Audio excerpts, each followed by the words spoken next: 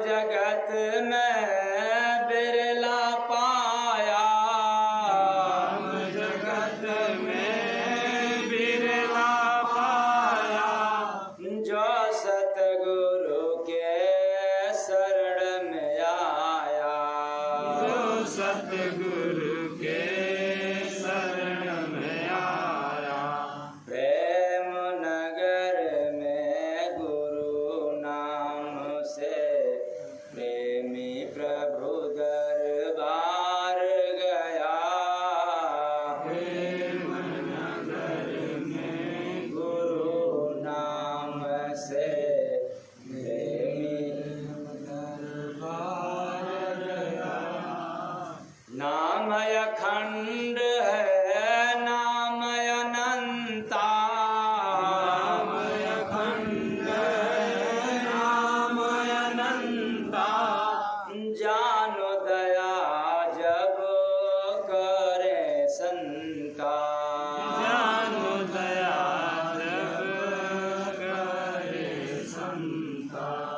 नाम से अपने जीव का बंदे करके कोई उद्धार गया, नाम से अपने जीवन बंदे करके कोई उद्धार गया। नाम कमाए कर लो भाई, नाम कमाई कर लो भाई, बेड़ा भव से पार हो जाए, बेड़ा भव से पार हो जाए। नाम रतन धन पाकर हंसा कर साचा पार गया, नाम रतन धन पाकर हंसा कर साचा व्यापार गया। जय गुरु वंदे नाम सुनाए, जय गुरु वंदे नाम सुनाए, संत का सेवा जो अपनाए, संत का सेवा जो अपनाए। सेवा सत्संग किया जो मानो, गुरु संग लेकर सार गया, सेवा सत्संग किया जो मानो, लेकर गुरु का सार गया। साहेब का जो नाम भजा सो भव सागर से पार गया, साहिब का जो नाम भजा सो भव सागर से पार गया। साहेब सबका साहिब सबका, तो साहेब का जो नाम भजा सो भव सागर से पार गया। अब भोला जिसने जग में भाई डूब वही मझधार गया, मझधार भव पार। इसी का राज हम लोगों ने समझ नहीं पाया, क्या होता है मझधार, क्या होता है भव पार। ये पता न होने के कारण ही हम लोग जन्म मरण के बीच में फंसे, और जिसको यह पता चल जाता है वो जन्म और मृत्यु के कलह से दूर हो जाता है, मुक्त हो जाता है। जन्म भी कलह है, मरण भी कलह है, दोनों में सुख नहीं है। कैसे? विचार करो। जन्म लेना यदि सुख होता, अर्थात जन्मते समय सुख मिलता, तो हम सब जन्मते समय रोते क्यों? टेंशन का है तो न मम्मी न पापा का बोध, न धन संपदा का, न दुकान मकान का फिक्र, न भोजन करने की चिंता, न जागने और सोने की चिंता, न लाभ हानि का, न कोई काम धाम का। फिर बताओ रोना क्यों आया? कौन सी दुख आन पड़ी? तो इसका मतलब कि जन्म लेना भी सहज काम नहीं है, जन्मते समय भी पीड़ा होता है। इसीलिए गोस्वामी दास जी ने दर्शाया है, जन्मत मरत दुसह दुख होई। ये दोनों में कलह है, दोनों में दुख है, बस हम सब जान नहीं पाते। क्यों? अज्ञानता है, अंधकार के कारण हम लोगों ने जान नहीं पाया। इसलिए जिसको प्रकाश मिल गया लख लिया, और जिसको अंधेरा मिला आंख रहते भी अंधा होकर चला गया। सब सब अंधा के बंदा, और इसी अंधेर नगरी में हम सब धंधा किए हुए, व्यापार किए। धंधा मीन्स व्यापार, बिजनेस। व्यापार करो, व्यवहार बिगड़ करके नहीं। यहाँ तो व्यवहार बिगड़ जाए कोई फिक्र नहीं, व्यापार चलनी चाहिए। आहार बिगड़ जाए कोई बात नहीं, लेकिन दीदार तो चाहिए। ये कैसे हो सकता है? ये सोच आप लोगों का गड़बड़। तो जन्मते समय पीड़ा होता है, इसलिए हम सब रोते हैं। ऐसा गोस्वामी दास जी ने दर्शाया, और कबीर साहब भी तो बता दिए हैं। क्या कबीरा जब पैदा हुए तब जग हंसे हम रोए। क्या बात है, जग हंसे हम रोए। क्योंकि हमारे पैदा होने पर तो कितने लोग ने थाली बजाया और मिठाई, थाली पीटी और मिठाई बांटी। तो कृष्ण जन्म लिए जेल की कोठरिया में, रात अंधियरिया में। बस बस, वो भी अंधेरा पीरियड में और जेल की कोठरी में। अर्थ हम लोगों ने दूसरा लगाया, जबकि अर्थ तो यह है कि माँ का गर्भ में अंधेरा ही अंधेरा है, यही तो जेल है। ऐसे जेल खाने में जन्म लेना पड़ता है, अंधेरे में पलना पड़ता है। तो माँ के गर्भ में पीड़ा, क्योंकि पैर ऊपर और मुंडी नीचे, और उसके बाद भी न खाने पीने का कोई स्वतंत्रता, न बात करने का, न बात सुनने का कोई स्वतंत्रता नहीं है। माँ तीखा खा ले तो बच्चे पर असर, माँ मीठा खा ले तो बच्चे पर असर, माँ गर्म पानी पी ले किस पर असर? तो जन्मत मरद दुसह दुख होई। माँ मिर्च खा ले किस पर असर? क्या बात है। जन्म लेने से पूर्व असह पीड़ा होता है, और जीव को स्वीकार करना पड़ता है, शरीर को नहीं। इसलिए जन्म लेना आसान बात नहीं है, बहुत कष्टों से सफर करते हैं हम लोग, और 9 माह तक सफर करना पड़ता है दुखों के सेज पर। रात दिन दुख ही दुख है। इसलिए तो जीव फरियाद करता है प्रभु से, आप प्रभु कृपा करो नाती, और सब कज भजन करत दिल। असह पीड़ा को सहन नहीं कर पाता, बर्दाश्त नहीं कर पाता है, तब फरियाद करता है। ये भजन करेंगे तो जन्मते समय असह पीड़ा, और इससे भी ज्यादा कबीरा जब हम पैदा हुए जग हंसे हम रोए, ऐसी करनी कर चलो कि जग रोए हम हंसे। हम हंसे जग रोए।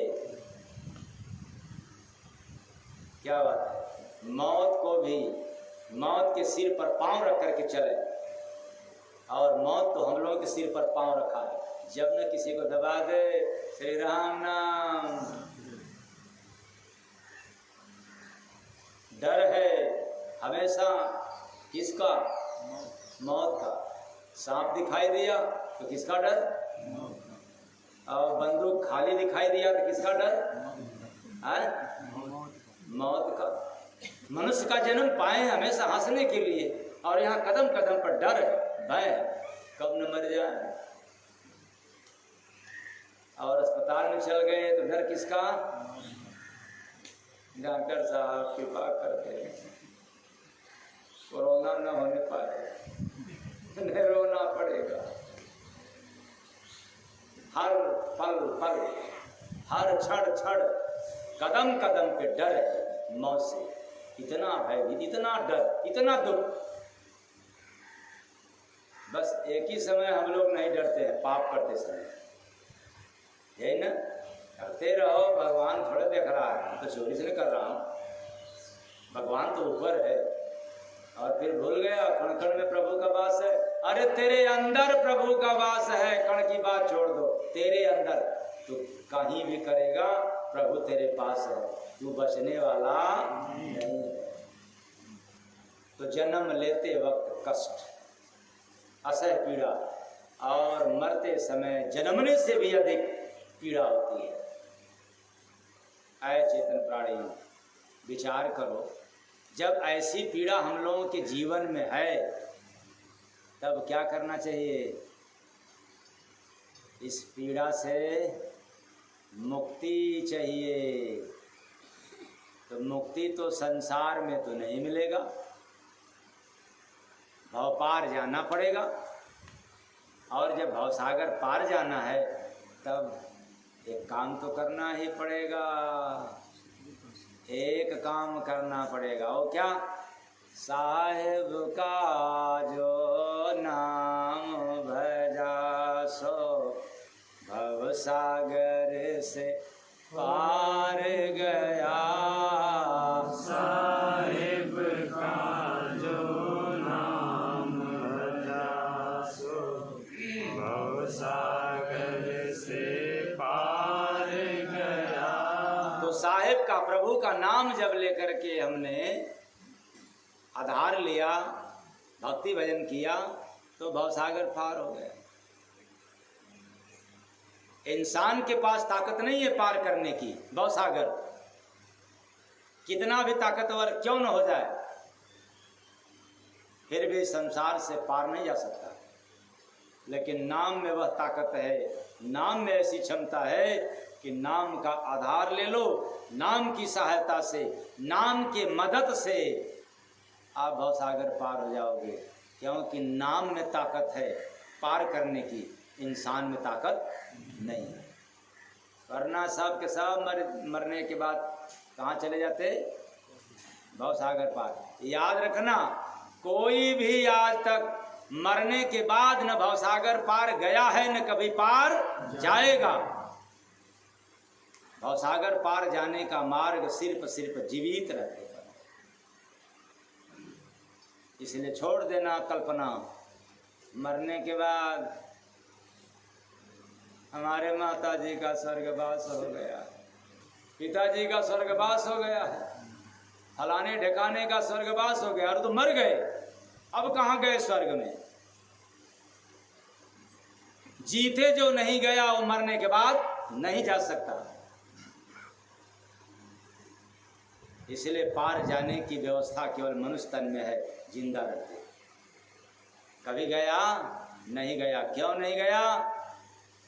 साहिब का जो नाम भजा सो भवसागर से पार गया।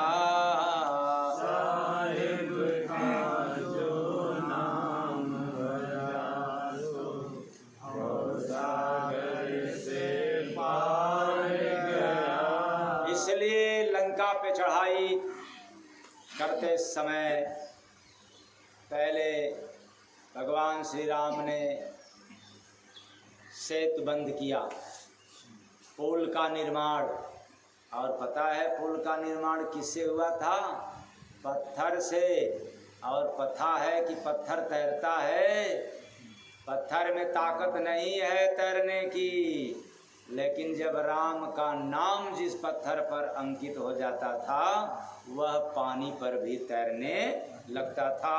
यानी राम नाम में इतनी बड़ी ताकत है, हरि नाम में, प्रभु नाम में, साहेब नाम में इतनी बड़ी ताकत है कि पहाड़ जैसे पत्थर को भी हल्का बना देता है तैरने के लिए। और ऐसे ही मनुष्य के जीवन में कितना भी पहाड़ जैसा पाप का बोझ हो जाए, लेकिन राम नाम की नशा जब चढ़ जाएगा तो सारे पाप की गठरी क्या हो जाएगी, हल्का हो जाएगा और तारन तार हो जाएगा, भाव पार हो जाएगा। इसलिए मैंने तो तेरा नाम लेकर के हर काम किया है, ये उसके लिए है जिसको नाम का नशा चढ़ गया है। तो मैं तो तेरा नाम लेकर के हर काम किया है मेरे सदगुरु। और लोग समझते हैं कि बंदा बड़ा किस्मत वाला है। कौन वाला है? किस्मत वाला है। कोई जान नहीं सकता कि ये नाम वाला है, बस सभी लोग समझ गए कि ये बड़ा किस्मत वाला है। क्योंकि नाम और बदनाम में क्या फर्क है भाई? क्या अंतर है? थोड़ी सी अंतर है, उसको जान लो। नाम तो खुद कमाना पड़ता है, किसी और को नहीं कमाना पड़ेगा, खुद को स्वयं को कमाना पड़ता है। और बदनामी तो लोग आपको कमा कमा के देते रहते हैं। लो बदनामी, फलनवा ऐसा, फलनिया ऐसा, एकनवा लोग कमाते रहेंगे, कमा कमा करके आपको उपहार में देते रहेंगे। तो बोलो कौन सा अच्छा है, नाम या बदनामी? तो फिर नाम कमाओ, नाम कमाओ, नाम की कमाई करो। साहेब का जो नाम भजा सो भव सागर से पार गया। साहिब का जो नाम भजा सो भव सागर से पार गया। आपके पास जो भी जीवन बचाओ, जो भी समय बचा हो, 10, 5 साल, 20 साल, साल भर, 6 महीना, अथवा अब तब लगा हो कि लगता है अब मर जाएंगे, अब चले जाएं, कोई बात नहीं। लेकिन जीवन के सफ़र को और आनंदमय एवं आसान बनाना चाहते हो तो नाम को अपना साथी बना लो। किस लिए? सफ़र में साथ चाहिए, और साथ निभाने वाला केवल नाम रहेगा, बाकी सब बेकाम हो जाएंगे। सारे लोग निकाम हो जाएंगे, क्योंकि कोई आपके साथ जाने को तैयार नहीं होगा। बीवी के साथ मियाँ भी नहीं तैयार होगा, और मियाँ के साथ बीवी भी नहीं तैयार होगी, और ज़्यादा से ज़्यादा तैयार भी होंगे तो शमशान घाट तक जाएंगे। कहाँ तक जाएंगे? ऊपर कोई जाने वाला, इसलिए नाम को साथी बना लो। सफ़र भी कट जाएगा और आनंदमय भी हो जाएगा। इसलिए ऐ चेतन प्राणियों, इस संसार में जीव को तारने की क्षमता किसी भी देवी देवताओं के पास नहीं है। आप उनकी पूजा करें, पाठ करें, तीर्थ करें, व्रत करें, आपकी आस्था है, आपकी श्रद्धा है, आपकी लगन है, वो लगाते रहो, श्रद्धा युक्त करते रहो, कोई परेशानी नहीं। लेकिन याद रखना, समस्त वेद पुराण का अध्ययन करके देख लेना, किसी भी देवी देवताओं को इस जीवात्मा को तारने का क्षमता अथवा अधिकार नहीं मिला है। जीव को तो केवल नाम के ही आधार पे भव सागर पार होता है, बाकी और कोई आधार वगैरह नहीं है। और वह भी सतगुरु के द्वारा पाया हुआ नाम। किसके द्वारा? सतगुरु न समझ में आए, क्योंकि आजकल हम लोगों जैसे तमाम सतगुरु नाम ले रहे हैं। तत्वदर्शी महात्मा के द्वारा पाया हुआ नाम तत्वदर्शी। तो तत्वदर्शी का मतलब क्या होता है? तत्व को देखने वाला। तत्व को देखने वाला। तो तत्व क्या है भाई? यही तो जानना है। तत्व है क्या? जैसे दूध में भी तत्व है, दूध भी तत्व है और दूध में भी तत्व है। तो दूध में तत्व क्या है? घी। और घी को आप लोग देखते हो? नहीं देख सकते। तब कैसे देखोगे? उसको तपाना पड़ेगा, खौलाना पड़ेगा। जब दूध खूब तप जाए, खौल जाए, तब उतारना पड़ेगा आग से दूर करना पड़ेगा। उसके बाद फिर जब वो शीत और गर्म रह जाए, तब उसमें खट्टी चीज़ डालना पड़ेगा। और जब खट्टी चीज़ डालोगे तो फिर दूध क्या हो जाएगा? अपना शकल बदल देगा, अपना स्वभाव बदल देगा। बदल करके क्या हो जाएगा? दही। और दही जम जाएगा। जब तक नहीं जमा था तो दूध, और जम गया तब। ऐसे आप लोग भाई दूध हो, जब आसन जमा करके बैठोगे तब दही होगे। और जब खूब मंथन करोगे ध्यान में, तब फिर उसमें से क्या निकलेगा? ध्यान में तपोगे तब उसमें से निकलेगा क्या? मक्खन निकलेगा। और मक्खन को फिर काम क्रोध लोभ संयम रूपी अग्नि पर तपोगे, तब जा कर के उसमें से जीवन का सार तत्व निकलेगा, वही है घी। तब जा कर के घी लखाई पड़ेगा। ऐसे ही संसार में संत महात्मा आते हैं तो सबको देखते हुए सबके अंदर का जो जीव है, जो तत्व है, उसको लखते। राम को देख लिया, भगवान को देख लिया, धन्यवाद है, नमन है, लेकिन अपने जीव को नहीं लखा तो राम को भी लखना बेकार है, व्यर्थ है। क्यों? कि वो तो क्षणिक है। पता नहीं वो राम का रूप था कि कौन रूप था, ये आपको पता नहीं। लेकिन जब पहले अपने आप को पहचान जाओगे तो फिर राम को भी पहचान जाओगे। और फिर एक बार राम को पहचान जाओगे तो फिर राम से दूर नहीं होगे। क्यों? कि भगवान राम और हनुमान जी से एक ऋषिमुख पर्वत पर मुलाकात होती है। प्रथम बार, पहली बार स्वयं भगवान राम जाते हैं सीता को खोजते खोजते कि हे खग मृग हे मधुकर सेनी, तुम देखी सीता मृग नैनी। और इसके विरह में भगवान राम जा रहे थे और ऋषिमुख पर्वत मुलाकात हो गई हनुमान जी से।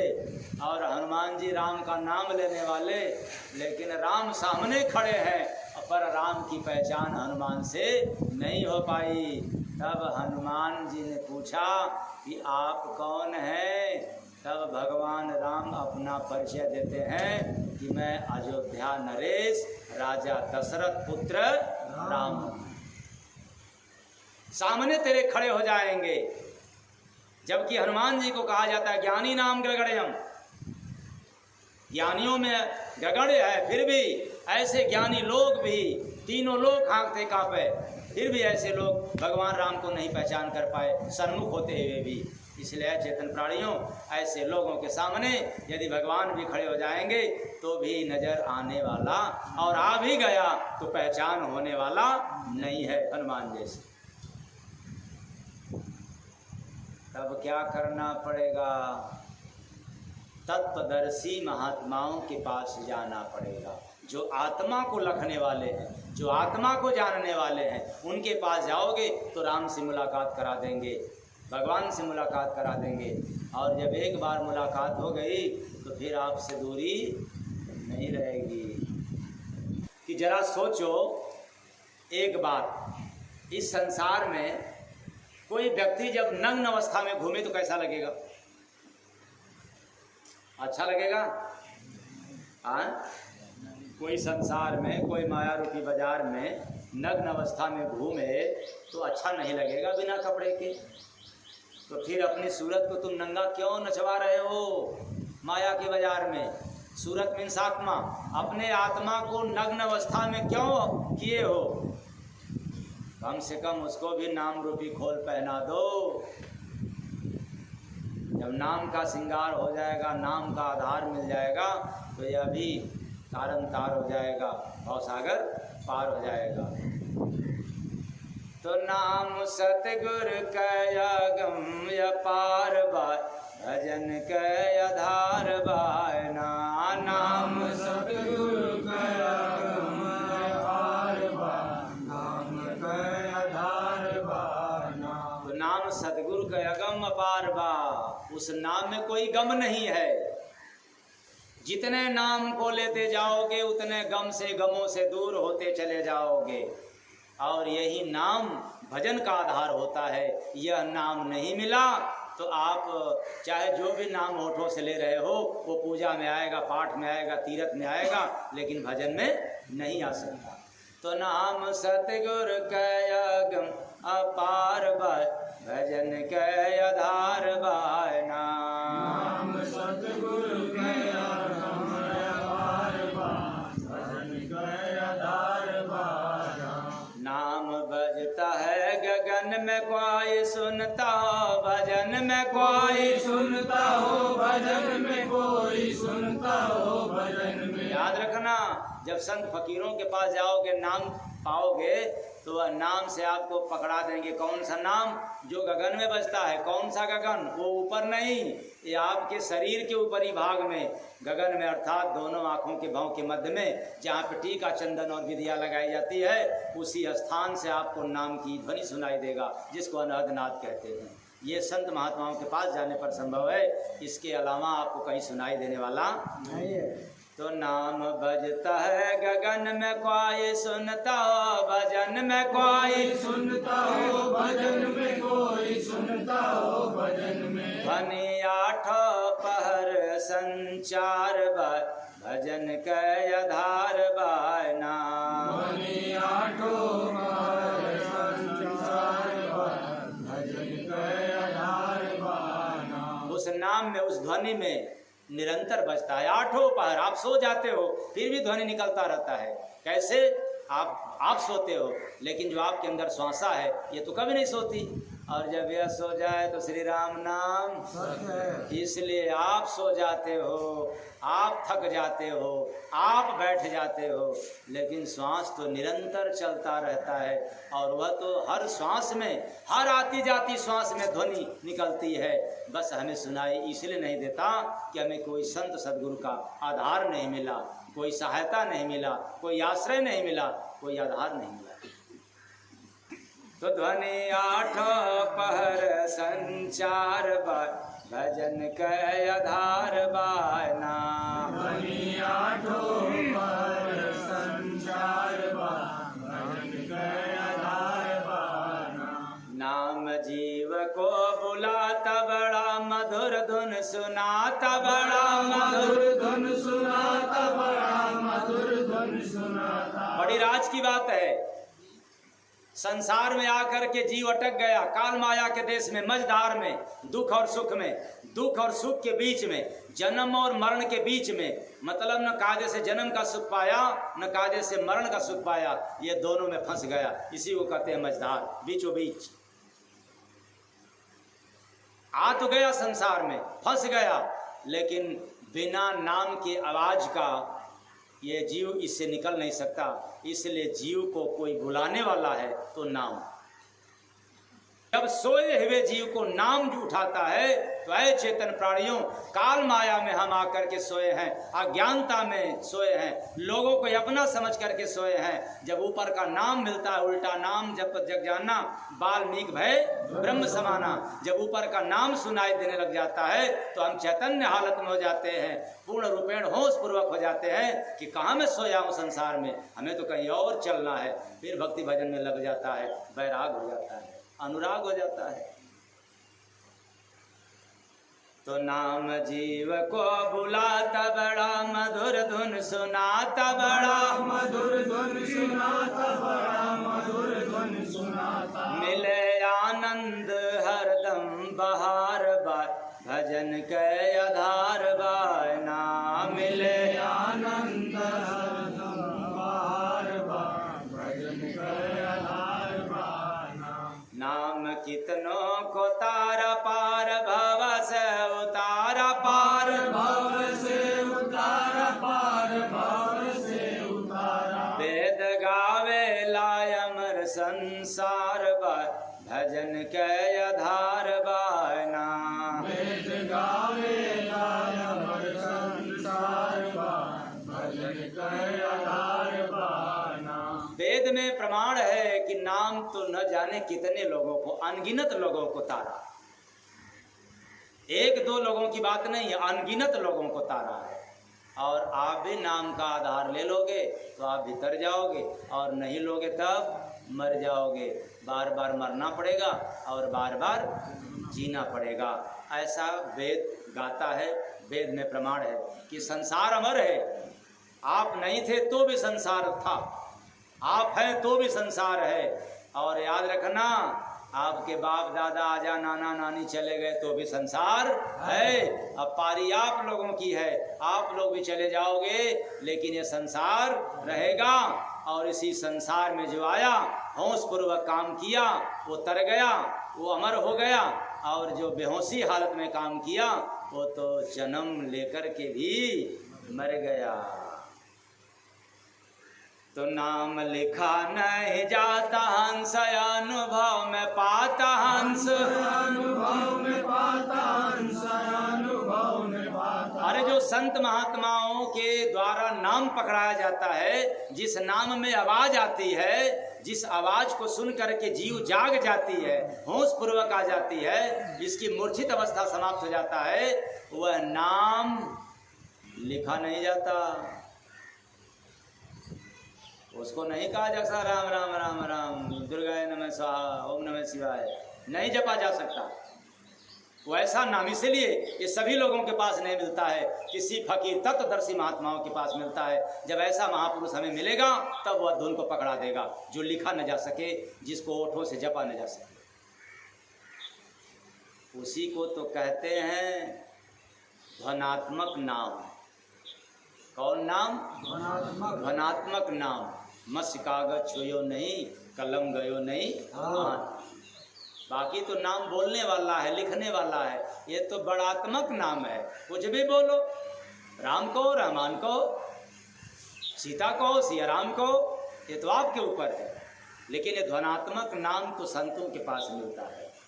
तो नाम लिखा नहीं जाता हंस, अनुभव में पाता हंस, अनुभव में पाता हंस, अनुभव में पाता। जाना शब्द का पूरा बाजार बा, भजन के आधार बाना।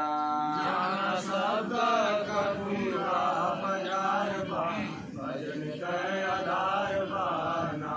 जीव नाम से आया भेद बिरलाए पाया, भेद बिरलाई पाया, भेद बिरलाई पाया। ये तो और कठिन बात आ गई।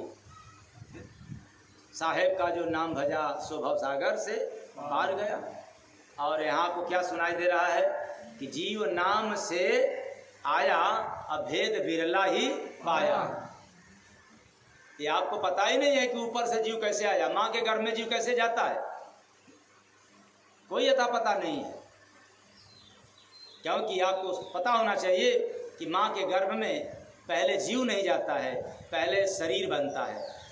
पहले लिंग का भेद पता चलता है कि स्त्रीलिंग है कि पुरुष लिंग है। ये मांस का लोथड़ा बनता है। लेकिन जीव तो कहीं अभी है, वो आया नहीं है। पर माँ के गर्भ में जीव तो पड़ा है, वो गर्भ में नहीं जा सकता, पूरे शरीर में है। लेकिन एक नया जो शरीर बन रहा है उसमें नहीं जा सकता। वो नाम के आधार पे, कर्मों के अनुसार जीव को गर्भ में भेजा जाता है। और नाम का सहायता तो दिया गया, नाम का आधार तो मिल गया, जीव चला गया। अब जब जीव संसार में आ गया तो फिर उसको कोई आधार नहीं मिला, इसलिए बेकार होकर के जाते हैं। इसलिए आधार ले लो, कलयुग केवल चले जाओ संतों के पास। वेद पुराण में जाओगे तो अरुझ जाओगे, कौन सा नाम जपूं। इसलिए तत्वदर्शी महात्माओं के पास जाओ। तो जीव नाम से आया भेद बिरला ही पाया, भेद बिरला ही पाया, भेद बिरला ही पाया। स्वामी सतगुरु कृपा से उद्धार भजन के आधार बायना। स्वामी सतगुरु कृपा से उधार बा, भजन के आधार बाना। लगा नाम का है सीढ़ी चढ़ा, हंस का हो पेड़ चढ़ा। हंस का हो पीढ़ी चढ़ा, हंस का हो पीढ़ी। मिल जाता है मंजिल तुहार बाय, भजन के आधार बायना। मिल जाता है मंजिल तुहार बार, भजन के आधार बाना। नाम रहता अनंत सुन के कहता हो संत सुन के। कहता हो संत सुन के, कहता हो संत। इसका भी राज अलग है। अनंत का मतलब होता है अनेक, अनगिनत। अनंत का मतलब होता है जिसका अंत न हो। तो जो ध्वनात्मक नाम है इसका कोई अंत नहीं है, न आदि है, न मध्य है और न ही अंत है। इसलिए इसको कहा गया अनंत। और इस अनंत का कोई राज बतलाने वाला है तो संत है। न वेद बतला सकता है, न पुराण बतला सकता है, न कुरान बतला सकता है, न कोई राम कथा, न कोई भागवत कथा, न कोई कथा सुनाने वाला बतला सकता है, न हवन यज्ञ करता सुना सकता है। इस धरा पे अगर उस अनंत नाम का कोई भेद बतलाने वाला है तो संत है। तो नाम रहता अनंत सुन के कहता हो संत सुन के। कहता हो संत सुन के, कहता हो संत। जय गुरु बंदे दया हमार बाय, भजन के आधार बायना। जय गुरु बंदे दया हमार बार, भजन के आधार बाना। तो जय गुरु बंदे दया हमार का मतलब नहीं है किसी। तो जय गुरु बंदे दया तुहार बाय, भजन के आधार बायना। जय गुरु बंदे दया तुहार बार, भजन के आधार बाना। हो नाम सतगुरु कया गम्य पार बाय, भजन के आधार बायना।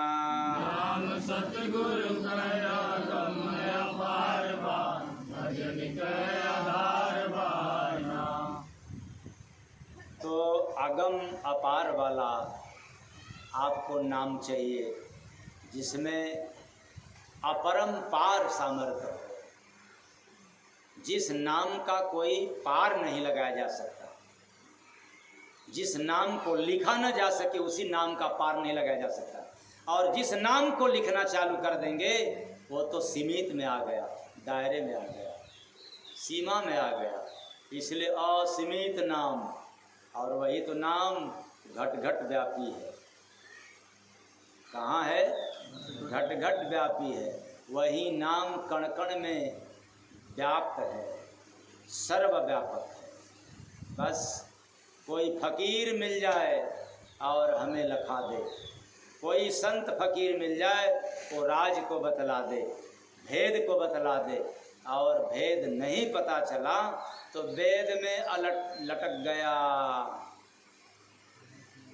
वेद में, क्योंकि वेद में बड़ा भेद छिपा है।